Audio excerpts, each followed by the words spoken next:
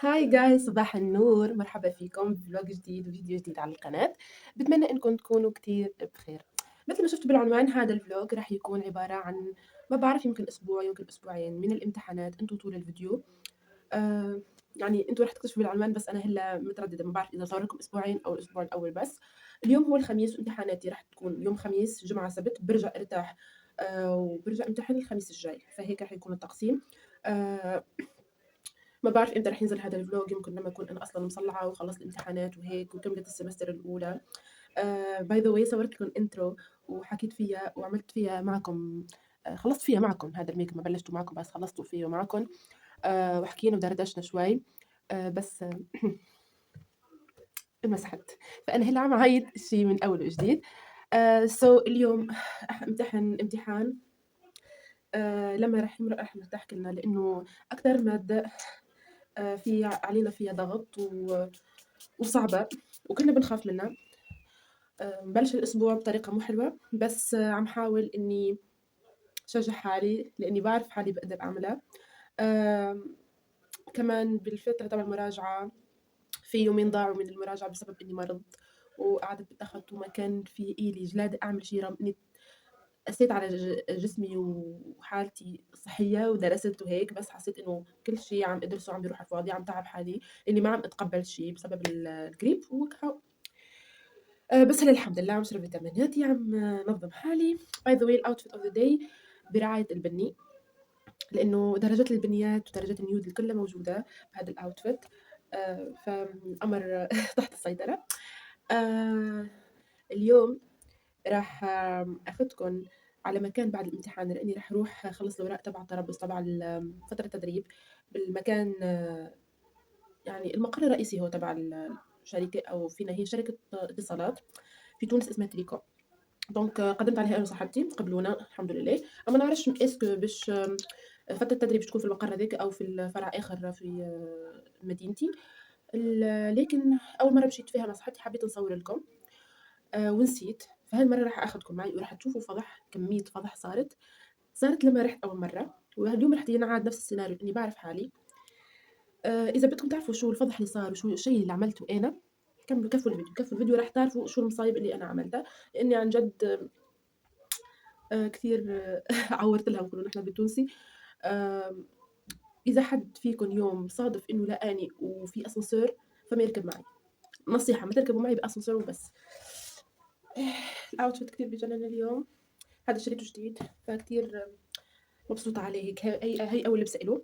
راح البس ماي بوتس من برجلي، واخذ التوت باك تبعي ونروح. عملت هذا البيرفيوم اللي هو اميره العرب وبس. الازازه سي، بس يلي في وسط اميره العرب، ما تسالوني كيف.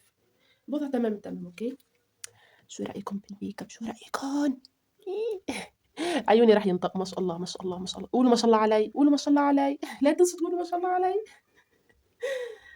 بس والله جايز، هاي الفترة كتير سحبت على اليوتيوب، على التيك توك، على الانستغرام، لانه ما إلي جلاد انزل، وما إلي يعني مخ اني انزل وانا عم فكر بالامتحانات في فيديوهات، يعني فيديوهات قصيرة مجهزتها، بس ما إلي جلاد اني انزل. ان شاء الله لما اخلص هاي الفترة وهيك برجع انزل ونشاط وحيوي. اذا ما كنتم متابعيني فتابعوني، كل الاسماء راح تلاقوها على الشاشة. اوكي اوكي، منيح.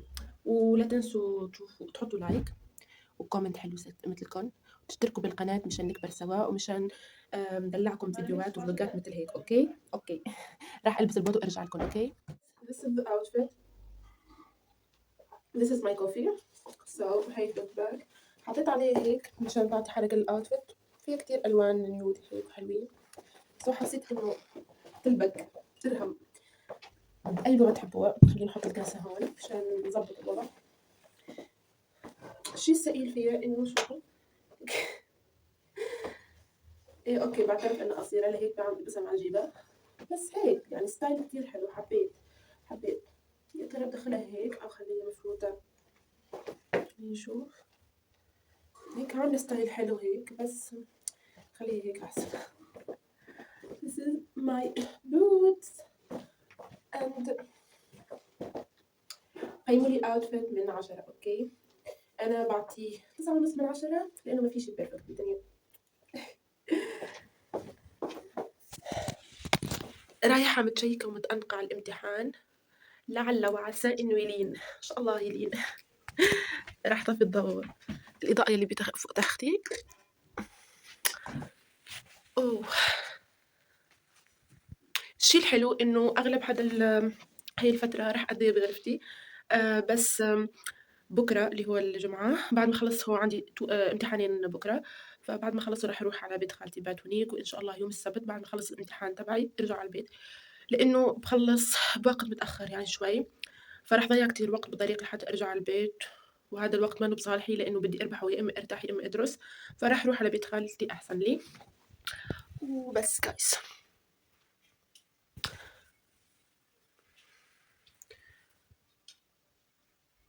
بتمنى يجي اليوم يلي راح أمسك فيه موبايل أو كاميرا وتكون هيك جودة التصوير عالية مشان فرجيكم جمال الميك اب، لأنه عن جد ظالموا عيوني حلوين بس ظالموا كتير، إنه الألوان يلي بوجهي منا مبينة، شافت الحياة من وجهي، بس مو مشكلة نمشي حالنا لبين ما يسهل الله ويصير في عندي هيك كتير فولورز وكتير أصدقاء بهاي القناة وأتعب وأعمل كل شي مشان أطور المحتوى تبعي والجودة تبعه وبس. هلا 7 إلا 4 ما بعرفش كيفاش كيفاش نقول الوقت باللغة اللي انتم تفهموها. اوكي هي 46 دقيقة هيك تمام. احنا في تونس نقول 7 غير 4. وبس لازمني اطلع من البيت على الساعة 7، فاروح اقعد خلص ماي كوفي وادرس شوي لبين ما يجي الوقت وبعدين اطلع. بشوفكم بالجامعة قبل ما افوت على الامتحان ان شاء الله. باي. هي فسروه لنا كيف نفهم فهمك. هي اللي الايميل اللي جاك قلت لها اليوم الايميل اللي جاك هيك من استاذ مدري شنو كل شيء فما حاجه باش تنزل عليها. انزل ندور تحب تدور في البلوج. كفار الهنا ورقد الجبانه. ايش حضرت يا سمر؟ حضرت قدري جيت جايز هوني نعدي قاعة ظلمة فما حد. والله جايز هاو اسمي ايه فطناصي. الوضع ماهوش تحت السيطرة حتى طرف. ان شاء الله يتعدى على خير وكها والله. جايز كملت اول دفوار. بنيش استنى الكلاب شراو. كملت اول دفوار البوادر البداية كنت سفا من ايه كنت خايبة برشا. حق تعرف تشرفت اللي انا تعرفت عليه. ناس مليح، اما يمكن انا ما كنتش في المستوى. في الاخر خرجت وانا في عيني دمعة. مش مشكل الفائدة في الدفوار الجاي. بدنا نعدي 2 دفوارات ان شاء الله تعدوا على خير. شقاول الفلورز نتاعي قلت هاجر. عالمي سيتو. سينو بطلنا الفكره نتاع اني نمشي للبلاصه نتاع ستاج الغيت تماما، خاطر طلعتنا غالطين في موضوع تاع نوصل للدار. ان شاء الله نفسر لكم اكثر. لازم نروح ونمشي نحضر دفوار غدوه ان شاء الله. نشوفكم وين في الدار. جايز رجعت على البيت، خليني فوت على الغرفه، خليني نحط غراضي. اجي احكي معكم. ما بعرف ليش وشي هيك مبين تعبان. شافت كتير الوان والله. والله حالتي بتبكي. شو هاد؟ ليش وجهي هيك؟ على الحقيقة منه هيك ما بعرف شو بالتليفون الكاميرا اللي عكستني. راح تكون يلا ظبطوا شوي وعكتوا، خايفة يوقع التليفون. على أساس إني راح أخذكم على المكان اللي راح فيه خليه إن شاء الله. راح أقدم فيه على شو؟ على تدريب. أوكي. بس طلع الموضوع إنه ما في ورقة راح أخذها من الإدارة وهزها، يعني الورقة من الإدارة ونهزها باخدها على المكان يلي راح أقدم فيه. طلع الموضوع إنه كل شيء راح يصير أونلاين، يعني في كيما الفورمولير نعمره في من ويب اسمه سيت ويب سايت ونخرجها من بعد نطبعها ونهزها. فهذا الشيء بما انه ما عملته ما قدرت اني اروح، لازم اطبع الورقه وخلص او هيك. فما بعرف إمتى راح ينولنا الشرف إنه أرجع مرة تانية وأطلع بهداك الأسانسير وأعمل هداك الفضح. إن شاء الله يكون يوميت عم صور فلوج أو هيك وصور لكم، أما بعرف شو الوضع. أبديت على الامتحان تبع اليوم. بصراحة بلش منيح بس انتهى بطريقة كتير سيئة. ما بعرف ليش حسيت حالي دخلت بحيط. ما عندي شيء أقوله. هذا اللي عملته. أصلا ما فيني أغير شيء حتى لو حكيت وحتى لو تأففت أو اتذمرت. راح أركز على الامتحانات الجاية. بكرة راح أمتحن أركيتكتور دي زورديناتور و تكنيك ديكسبرسيون. بما إنه فيا هلا جادة وحاسة حالي نشطة شوي رغم إني صاحية مطلية ونص صباح. بدل دبشي ناكل حاجة نعمل الكوفي نقعد نقرأ ومن بعد يمكن نرقد ساعة ساعتين ونقوم نرجع نحضر. فهمتوا الفازة كيفاش. ندير العصر يظل يأذن توا. مش عصر، ظهر مخي ظهر لي هو ماهوش كمان. صلاة الظهر يمكن نص نهار وشنو تأذن صاروا 5 جسبير توا نص نهار و26 دقيقة. ما بعرف حاسة حالي بلخبطة أنا عم أحكيكم لا تركزوا. قول لهم هاي بيكاتشو. صار له زمان ما ظهر بالفلوج. جايز والله كتير تعبت. راح تشيل البوط.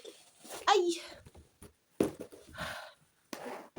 إحساس حلو لما تشيل البوط من إجريكم. راح أروح أشيل الميك اب غير ثيابي صلي أعمل شي أكله وبعدين بلش دراسة. زين أنا بشوفكم بكرة مشان ما يطول الفلوج أكتر. بشوفكم بكرة. باي باي.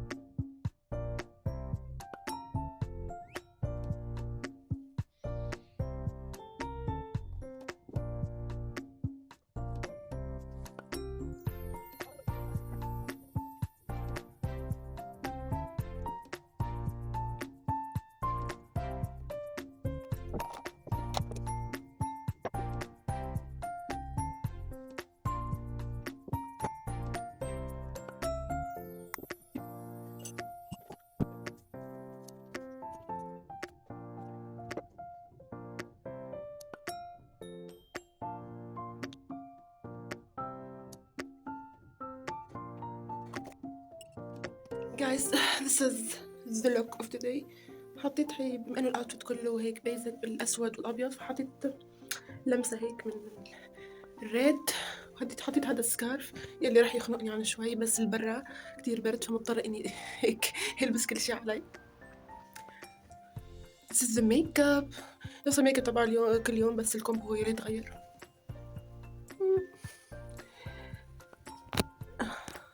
لازم اطلع.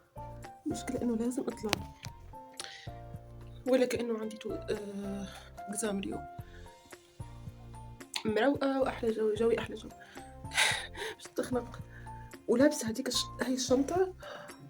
لحظة خليني تمام هيك.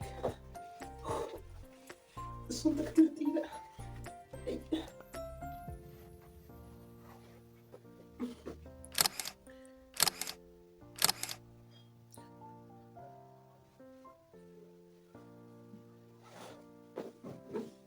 خليها هكا.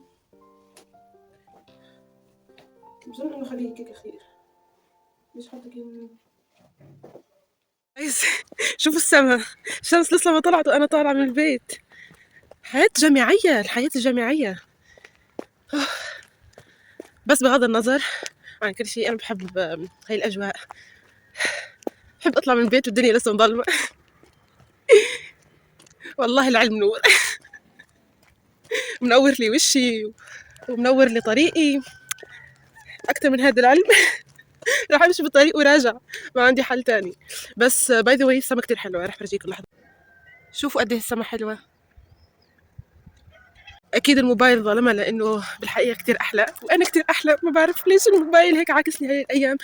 احيانا بحس انه سبا بيمشي حاله، يعني الجوده مش خايبه لك الدرجه، وساعات نحس اللي وجهي مبين كيما الفطيره، كيما الخبزه، ما حاجه كيما هيك. جبر الخواطر، وجبروا لي بخاطري بالله وكاو. هاي خليني نكمل الريفز ده، وان شاء الله يتعدى الامتحان على خير يا رب. انا في الطريق، انا في الطريق. جايز تعرفوا اني نسيتكم، والله عن جد نسيتكم. آه الامتحانات تبع اليوم امتحانين يعني امتحنتهم كانوا تمام. الاول يعني حلوة، اللي امتحنته الصباح واللي امتحنته يعني العشية كان مم، فوق المتوسط. اوكي، منيح. تبع الصبح بيرفكت. وبس جيت على بيت خالتي. آه عم صور لكم هلا الساعة 6 مساء، وقعدت لحتى ارتحت شوي، وهلا رح أحضر الامتحان بكرة. رح شوف شو رح أقدر أعمل هلا، و... ولما أتعب رح روح نام، صلي العشاء ونام، وبصحى فجر بكير كفي مذاكرة. ما عندي ولا حل تاني غير هيك، وبكرة إن شاء الله بعد الامتحان برجع على بيتنا إن شاء الله. ما بعرف إذا رح أصور لكم الأسبوع الجاي أو لا، رح نكتشف. وبس طبلوا لي في الكومنتات.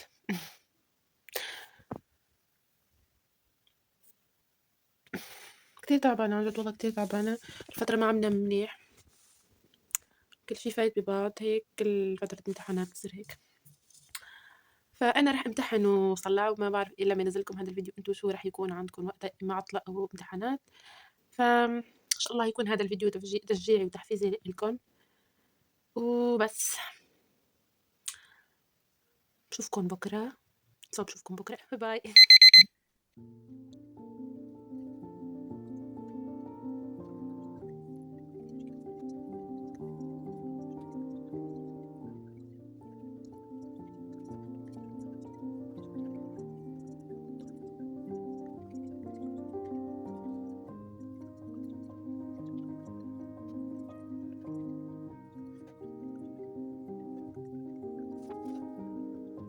هاي صباح النور من ثالث يوم امتحانات بالأسبوع الأول.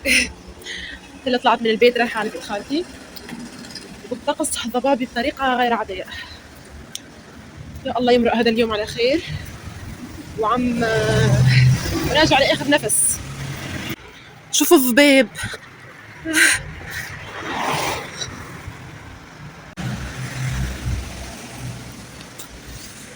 جايز تعرفوا حاجة، أنا مش قاعدة نخمم تو في الامتحان أصلا، قاعدة نخمم وقتاش نكمل الامتحان ونرجع للدار ونرقد كهو. عايزة أنام بس. يعني الامتحان صاير مو فارق معي عن جد، ضميري الدراسي صار عم يختفي شوي شوي. هو أنا عم راجع بس فقدت الأمل إني أحفظ شيء، لأنه كتير كمية معلومات بوقت قصير بدها يعني أتمكن منه وأحفظهم وأحطهم بالامتحان، يعني خاصة إنه هي ما عم يعني ما بقدر إني أشرح لكم أكتر.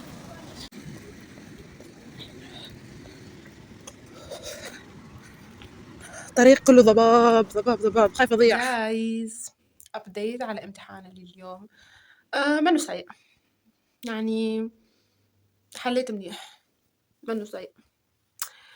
رجعت على البيت، على بيتنا. كنت رح أصور لكم لما أنا بالطريق، بس كنت كتير مثقلة بمعنى هذا. برجع حاجات الشنطة كتير كنت تقيلة على كتفي. اشتريت كذا شغلة فماسكة. اشتريت اندومي. اشتريت اندومي كتير شهي الاندومي. فروحت على البيت، غيرت ثيابي، صليت الظهر، وعملت اندومي جاتس. This is اندومي. شوف قد ايه بيشهي هيك. حطيت عليه بقدونس وبصل من فوق، فيكم تحطوا كمان جبنة بس ما كان عندي. على فكرة بعمل اندومي كتير زاكي، كتير طيب. فإذا بدكم الوصفة خبروني وبحط لكم إياها بالفيديو الجاي إن شاء الله، إذا بدكم يعني. هلا رح بما إنه أحد واثنين وثلاثاء وأربعاء عندي فترة مراجعة، فاليوم السبت راح أعمل شي. أنا امبارح ما نمت أصلا، أنا ما نمت أصلا. تصوروا من 3 الفجر تبع امبارح أنا لساتني لهلا صاحية، يعني فايتة ب48 ساعة بدون نوم، يومين بدون نوم، انتم متخيلين يعني. آه فراح آكل اندومي تبعي استمتع فيه، اتفرج في مسلسل كوري، وبعدين نام نوم عميق هيك انسى فيه التعب. واليوم يعني راح يكون chill day، هو منو يوم كامل عم احكي على من هون لحتى المساء لحد لهون، لا من هون. ماني قادرة احكي لانه هي اعراض انه انسان منو نايم. شو بدي اقول، يا الله. من هون لبكرة راح ارتاح، وبعدين ارجع للمود تبع المذاكرة. بدي كافئ حالي اليوم على الامتحانات يلي آه عن جد أرهقوني كتير، أرهقوني. فحبيت لكم إنه هاي نهاية الفلوج، ما راح كفي صور لكم الأسبوع التاني لأني حسيت إنه نفس الريتم نفس الشي ما راح يتغير ولا شي. أنا عم امتحن ومضغوطة وتعبانة، فيلي شفتوه بهاي الأسبوع راح يتكرر الأسبوع الجاي وبس. آه إن شاء الله حل منيح. باي ذا واي الأسبوع الجاي عندي امتحانات أكتر من هذا الأسبوع، يعني باليوم بمتحن امتحانين. هذا الأسبوع امتحنت مادة يوم الخميس، مادتين يوم الجمعة، ومادة يوم السبت اللي هو اليوم. فهدول 4 مواد. الأسبوع الجاي عندي مادتين يوم الخميس، مادتين يوم الجمعة، ومادة يوم السبت، يعني 5 مواد. فإن شاء الله أحل منيح، إن شاء الله ذاكر منيح، وإن شاء الله فوت وأنا فاهمة كل شي ومتمكنة من كل شي إن شاء الله على قدر المستطاع. إذا أنتم عم تمتحنوا يعني ما ينزل هذا الفيديو ف بون كوراج ليكم، good luck. وبس هاد كان الأبديت. الغرفة ضلمة لإني مكسلة روح وشعل الضوء، فراح أقعد بالتخت استمتع بوجبتي رتح بالي وبس. هاد يوم المكافأة. عم تصوروا انتو قلت لكم أصلا، قلت لكم إنه ما كنت عم فكر بامتحان تبع اليوم من كتر التعب. كنت عم أتخيل حالي مو بالامتحان وحليت منيح، لا كنت عم أتخيل بحالي روحت من الامتحان ونايمة بتختي والله. فبس إذا عجبكم الفيديو، إذا وصلت لهذا المقطع من الفيديو، فشكرا لكم على المتابعة. ولا تنسوا تدعموني، تحطوا لايك، تشتركوا بالقناة مشان نكبر شوي شوي، وتحطوا لي كومنت حلو يشجعني إني أكمل، وآرائكم واقتراحاتكم يلي بدكم إياه. ولا تنسوا تتابعوني على الإنستغرام والتيك توك، لأنه رغم كل شي هاد الأسبوع صورت 2 outfit. outfit تبع يوم الخميس والoutfit تبع يوم الجمعة. فلا تنسوا تشتركوا بالقناة وتضيفوني هونيك وبس جايز بشوفكم امتى وين بالفيديو الجاي ان شاء الله.